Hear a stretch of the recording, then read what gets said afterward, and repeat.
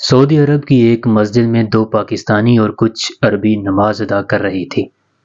ایک عربی کی نماز میں پاکستانیوں کو کوئی غلطی محسوس ہوئی تو ان دونوں نے اس عربی کو اس غلطی کی نشاندہی کر دی۔ عربی خاموش رہا اور نماز کے بعد مسجد سے نکل گیا۔ پاکستانی اپنی نماز پوری کرنے کے بعد جب مسجد سے نکلے تو وہ عربی باہر ان کا انتظار کر رہا تھا۔ اس نے ان کو روک کر ان کی غلطی کی نشاندہی یاد کروائی اور کہا کہ آپ لوگوں نے مجھے یہ کہا تھا۔ دونوں پاکستانیوں نے کہا ہاں کہا تھا، تو وہ عربی ان دونوں کو پولیس اسٹیشن لے گیا اور پولیس والے کو سارا واقعہ بتا دیا۔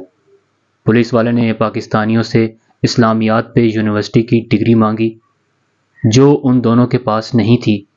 پولیس والے نے پھر ان سے وہ سرٹیفکیٹ مانگا جو کسی ادارے نے ان دونوں کو فتوے دینے کے لیے جاری کیا تھا۔